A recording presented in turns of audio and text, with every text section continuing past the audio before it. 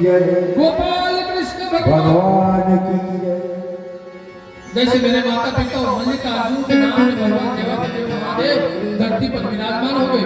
एक आदिवासी के लिए भगवान आए, एक भक्त के लिए भगवान आए, हमारे लिए क्यों नहीं आएंगे?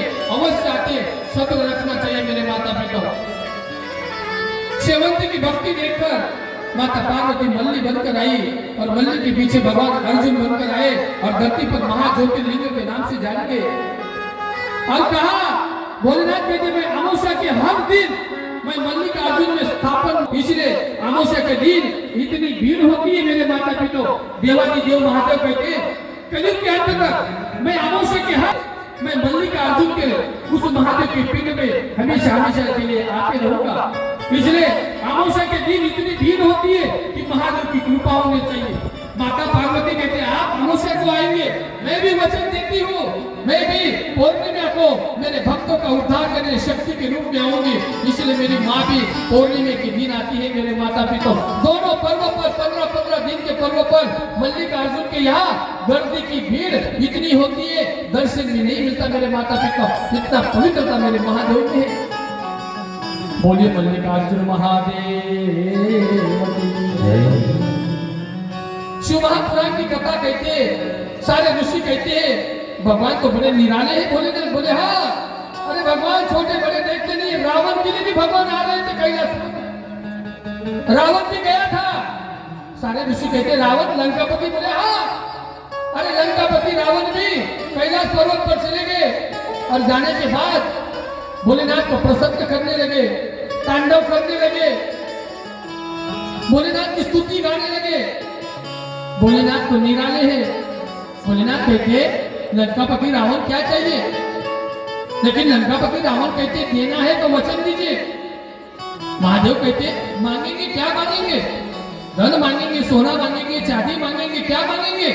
इसलिए भोलेनाथ कहते मैं वचन देता हूँ, तुम जो भी मांगेंगे मैं देने के लिए तैयार हूँ। शिव महापुराण की कथा कहती है जैसे महादेव ने हाथ में पानी लिया, जल दिया और कहा हे लंकापति रावण, हे दशानंद, आप जो भी मांगेंगे मैं अवश्य दूंगा। क्योंकि दशानंद होम यज्ञ कर रहा था। दशानंद अर्थात लंकापति रावण एक एक सर काट रहा था, होम यज्ञ में डाल रहा था। भोलेनाथ देख रहे कितनी भक्ति इसकी। ऐसे करते करते 9 सर टूट गए, 10वां सर काटने लगे। मेरे महादेव प्रकट हो गए और महादेव ने कहा ए दशानंद, रावण का नाम रखा बाबा भोलेनाथ ने दशानंद, क्या चाहते हो? मैं वचन देता हूँ तुम्हारे जो भी मांगेंगे मैं देने के लिए तैयार हूँ, वचन मत दो। तब कैलाशपति रावण कहते हैं आपको कैलाश पर्वत छोड़कर मेरी लंका में हमेशा के लिए आना पड़ेगा। भोलेनाथ ने कहा ठीक है आऊंगा, तूने मेरी भक्ति की है, आपने मेरी भक्ति की है, अवश्य आऊंगा। भोलेनाथ जैसे ही वहां कामना ज्योतिर्लिंग के नाम से विख्यात हो गए। बोले कामना ज्योतिर्लिंग भगवान महादेव की, तूने कामना की इसलिए मैं कामना ज्योतिर्लिंग से तुम्हारे लंका में आने के लिए तैयार हूँ। महादेव लिंग बन गए, लेकिन महादेव ने कहा जैसे मुझे यहाँ से उठाएंगे तो लंका तक मुझे कहीं रखना नहीं, सीधे लंका में ले जाना। लेकिन आपने जहां भी मुझे रख दिया मैं वहां स्थापित हो जाऊंगा, आपके साथ नहीं आऊंगा। लंकापति रावण कहते भोलेनाथ क्यों चिंता करते हो, मैं आपको कहीं नहीं रखूंगा, सीधा लंका चला जाऊंगा। जैसे भोलेनाथ की पिंड उठाकर कैलाशपति महादेव को लेकर चल पड़े रावण जैसे चल पड़े, सभी देवी देवता भयभीत हो गए। देवी देवता कहते हमारे ना भोलेनाथ चले जाएंगे, लंकापति बंदिश कर देगा, लंकापति के यहाँ रहेंगे तो हमारा उद्धार कौन करेगा? हमारे ऊपर जब संकट आएगा तो हमारा संकट का निवारण कौन करेगा? हमारी समस्या का हल कौन करेगा? सारे देवी देवता लक्ष्मीपति नारायण के पास गए। नारायण कहते भोलेनाथ को ले जा रहे। बोले हाँ। भगवान नारायण ने कहा हे वरुण देवता, मैं तुम्हें आदेश देता हूँ, ये पानी के देवता तुम्हें आदेश देता हूँ, सूक्ष्म रूप से रावण के पेट में जाकर समा जाओ। वरुण देवता ही सूक्ष्म रूप में रावण के पेट में जाकर समा गया। समा जाने के बाद रावण जैसे जैसे आगे जाने लगा तो मेरे माता पिता एक वन में से जंगल में से जाने लगा। रावण को लघु शंका लगी, इतनी जोर से लघु शंका लगी।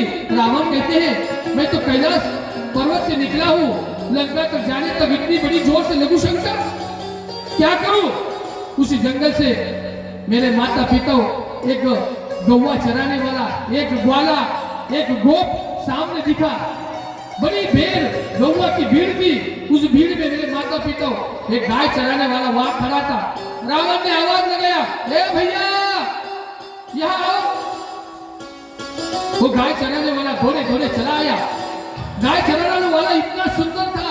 रावण कहते बेटा कौन हो? बोले मैं गाय चराने वाला हूँ, इसी जंगल में मेरी गौवा है। वो गाय चराने वाला दूसरा कोई नहीं था, मेरे मुरली मनोहर, मेरे कृष्ण, मेरे नारायण थे मेरे माता पिता, दूसरे कोई नहीं थे। बेटा तेरा नाम क्या है? मेरा नाम है वैजू, मेरा नाम है वैजू। वैजू देख ये कामना ज्योतिर्लिंग है, मैं लघु शंका के लिए जा रहा हूँ। मैं लघु शंका के लिए जा रहा हूँ। बेटा वर्ष आवाज कमी करो।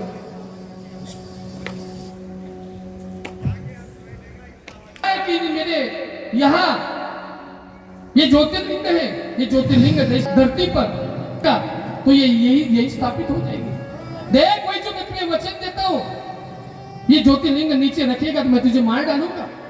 देख तुझे मैं कहता हूँ ये बहुत मेरे काम की ज्योतिर्लिंग है, मैं लघु शंका के लिए जा रहा हूँ। वही जो कहते महाराज चिंता ना करो, मैं तुम्हें वचन देता हूँ, मैं तुम्हें कहता हूँ कि ये यही मैं स्थापित नहीं करूंगा, मैं पकड़ कर रखूंगा। वैसे रावण ने वैजू के पास दे दिया। वैजू के पास देने के बाद रावण चले गए लघु शंका। अरे जिसके पेट में मेरे माता पिता वरुण देवता समाये थे, वो कभी लघु शंका कम हो सकती है। कितनी देर तक लघु शंका करते रहे, लेकिन वैजू अर्थात मेरे नारायण देव वही वसी जगह पर उस कामना ज्योतिर्लिंग को रखकर गुप्त हो गए, चले गए। रावण लघु शंका करके आया, वैजू को यहाँ बात ढूंढता है, वैजू नहीं दिखा। जैसे कामना ज्योतिर्लिंग धरती पर मेरे माता पिता विराजमान थी, धरती पर विराजमान हो गई। रावण उठाने का प्रयत्न करते, कामना ज्योतिर्लिंग में से आवाज आया कि हे रावण, मैंने तुझे पहले ही कहा था, मैंने तुम्हें पहले आभास दिया था, मैंने तुम्हें पहले ही कहा था ये ज्योतिर्लिंगों को कहीं रखना नहीं।